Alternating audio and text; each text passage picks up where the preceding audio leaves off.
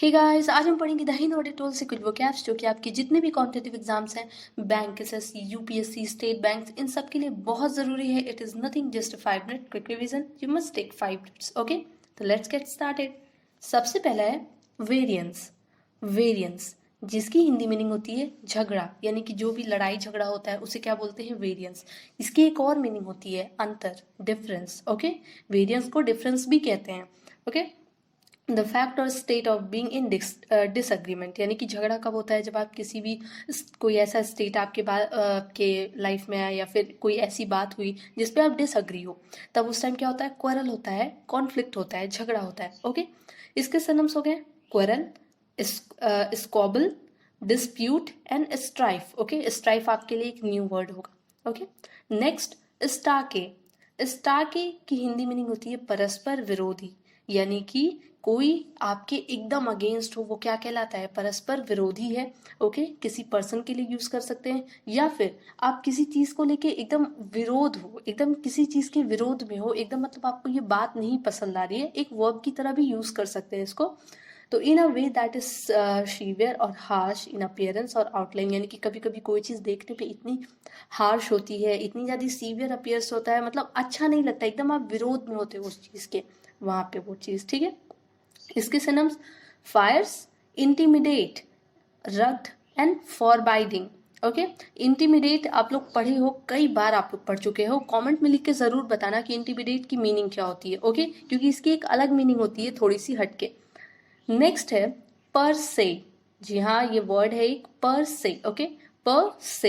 ये जो प से मैंने लिखा है, ये इसका प्रोनाउंसिएशन है। ओके, क्योंकि बहुत सारे लोग आप इसको गलत पढ़ सकते थे, पर से पढ़ सकते थे, पर से नहीं है, प से है। इसकी हिंदी मीनिंग होती है बहुत सिंपल, दरअसल। जैसे अब दरअसल आप बोलते हो ना, दरअसल मैं यहाँ गया, दरअसल मेरे साथ कल ये हुआ, तो यही चीज है, बहुत सिंपल सा है दरअसल। ओके, पर से। A word used to say that something is considered alone, यानी कि किसी भी चीज को, कोई भी चीज अकेले है या फिर आप अपने बारे में ही बताने के लिए कभी कभी उस चीज को, वर्ड को यूज करते हो। बस वो वर्ड यूज करते हो आप, ताकि लोग आप पे क्या करें? अटेंशन ले उस टाइम कि हाँ हुआ क्या आगे। तो बोलते ना दरअसल, दरअसल ये हुआ, तो वही चीज है। तो एस, इसके सिनम्स देख लो, एज सच बोलते हैं, और इन एसेंस। नेक्स्ट है, नेक्स्ट डिसएंचैंटमेंट। ओके, डिसएंचैंटमेंट, तो इसकी हिंदी मीनिंग होती है निराशा या मोहभंग। क्या चीज? डिसएंचैंटमेंट।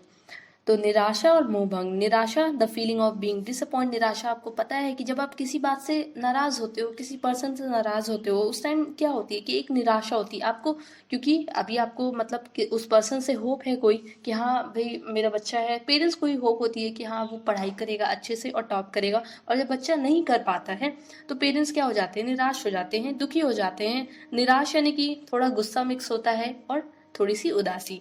Okay, the feeling of being disappointment with something, यानी कि किसी भी पर्सन से, किसी भी चीज से क्या होना? डिसअपॉइंट होना, यानी कि नाराज होना।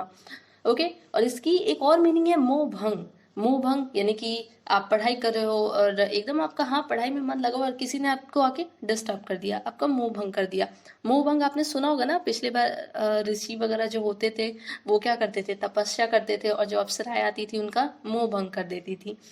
तो ये सारी चीजें हैं। ओके, उनका तपस्या भंग कर देती थी, यानी कि वो अपने तपस्या के लिए बहुत ज्यादा मोह, मतलब मोह में थे कि हाँ मुझे ये चीज करना ही है। तो ये सारी चीजें हैं, और इसके सिनम्स हो गए despair, frustration, hopelessness and discouragement. Next, profligate. Profligate की हिंदी मीनिंग होती है अपवाई। अपवाई, जिसकी हिंदी मीनिंग होती है जिसका मतलब होता है कि कोई भी चीज वेस्ट करना। अपवाई का मतलब होता है वेस्ट करना, कोई भी चीज, चाहे पैसा हो, टाइम हो, एनीथिंग यू हैव। ओके, तो आप उसको क्या करोगे? आप उसको वेस्ट कर रहे हो। तो और यूजिंग इट इज केयरलेस वे, या फिर उसको एक केयरलेस वे की तरह यूज कर लो कि हाँ मतलब मेरे पास तो बहुत है यार, चलो फिर आ जाएगा। तो मतलब बस वेस्ट करना किसी चीज को बेवजह का, तो क्या कहलाता है? प्रोफ्लिगेट। इसके synonyms wasteful, extravagant and spendthrift. Okay, next है इनविसेज। इनविसेज की हिंदी मीनिंग होती है परिकल्पना करना। अब कल्पना करना आपने सुना होगा, कल्पना आप जानते हो, कल्पना करना यानी कि कोई चीज जब आप इमेजिन करते हो कि हाँ भाई अभी मैं इतना इतना पढ़ रहा हूँ, इतना इतना मैंने सिलेबस कवर किया, तो मेरे इतने मार्क्स आ चुके हैं, मतलब आप सोच रहे हो कि हाँ इतने तो आ ही जाएंगे, कल्पना कर रहे हो, अभी आए नहीं है, बस थिंकिंग है एक। लेकिन कभी कभी आप क्या करते हो, एग्जाम आने के पहले ही, यानी कि आपने अभी पढ़ाई की नहीं, उसके पहले ही आप सोचने लगे। कोई चीज होने के पहले ही किसी चीज के बारे में सोचने लगना, ये क्या होता है, परिकल्पना। ओके, तो think of something as being possible in the future. Okay, यानी कि फ्यूचर में जो भी होने वाला है उसके बारे में पहले से ही क्या करना, सोचना। अब इसके synonyms, foresee, grabs, intent and apprehend. अब देखो, फोर सी, फोरटेल, फोरकास्ट, ये सब बहुत कॉमन है आपके लिए, आप लोग कई बार ये सब चीजें सुन चुके हो। ओके, अब ग्रास्प है, इंटेंट है, एप्रीहेंड है, ये सब न्यू वर्ड्स हो गए। ओके, एनविसेज का। Next, quash. Quash, okay, quash की हिंदी मीनिंग होती है रद्द कर देना। किसी भी चीज को, स्पेशली कोई ऑफिशियल डिसीजन अगर आया है और वो क्या कर दिया गया, इनवैलिड कर दिया गया, रद्द कर दिया गया, तो वहां पे क्या है, क्वाश है। To say that an official decision is no longer true और लीगल, यानी कि किसी भी ऑफिशियल डिसीजन को क्या करना, बहुत लंबे समय तक ना रखना, या फिर उसको क्या करना, रद्द कर देना, मना कर देना। इसके synonyms, cancel, repeal, revoke, nullify and abrogate. इसमें से मोस्ट ऑफ द वर्ड क्या है, काफी ज्यादा कॉमन है, आप पढ़ चुके हो, जैसे कैंसिल, रिपील, रिवोक, नलीफाई, ये सब सुना सुना वर्ड है। बट एक और वर्ड है एब्रोगेट। ओके, इसका मतलब क्या होता है, वही क्वाश, रद्द कर देना। नेक्स्ट है एम्पैथेटिक।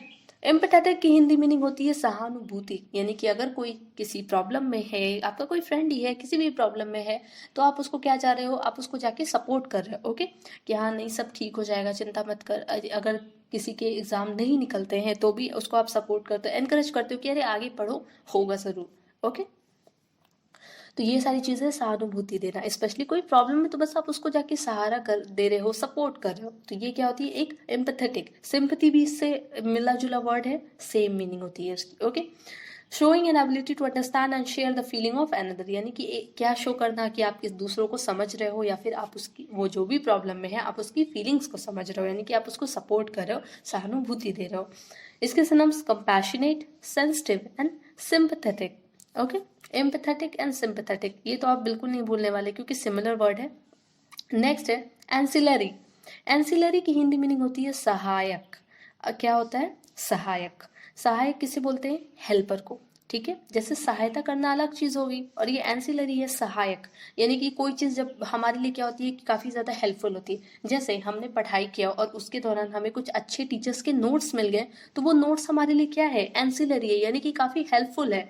ओके, या फिर किसी पर्सन ने अगर हमारी सहायता की, हेल्प की, तो वो पर्सन हमारे लिए क्या है, सहायक है, एंसिलरी है। Okay, providing necessary support to the main work और एक्टिविटीज ऑफ एन ऑर्गेनाइजेशन। किसी भी ऑर्गेनाइजेशन के लिए, कोई भी ऑर्गेनाइजेशन है या फिर किसी काम के लिए आपको क्या प्रोवाइड कर देना, सपोर्ट प्रोवाइड करना, जो कि आपके लिए जरूरी है, तो वो आपके लिए क्या है, सहायक है, यानी कि एंसिलरी है।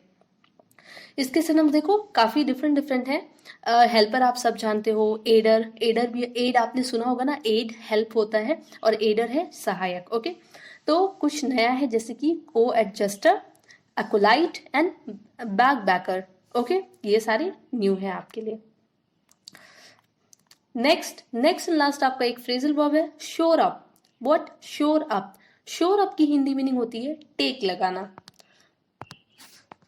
Support by placing against something solid और रिजिड, यानी कि सॉलिड और रिजिड सेम थिंग, आप जानते हो, हार्ड कोई चीज होता है, कुछ सख्त है, उसे बोलते हैं रिजिड। ओके, तो आप उस किसी भी, जैसे दीवार है, दीवार आपका क्या है, एक रिजिड है, अब दीवार के सहारे आप क्या कर रहे हो, टेक लगाए हुए हो, तो आपने क्या किया है, शोर अप करके रखा है। ओके, यानी कि आपने टेक लगाना क्या करता, शोर अप। ओके, तो ये सब आज के वो कैप्स थे आपके, डेली शाम में आप टेलीग्राम पे आए कीजिए, और जो वो कैप्स अभी मॉर्निंग में चलते हैं, इवनिंग में उनका एक क्विज होता है। ओके, तो आपका एक और अच्छा रिवीजन हो जाएगा, आप भूलोगे नहीं। और कई सारे वर्ड्स ऐसे, ये नहीं है ये केवल 10 है, पर 10 से आप इतने सारे इसमें सिनोनिम्स हैं कि कई सारे वर्ड्स आप जान लेते होगे। ओके, तो थैंक यू।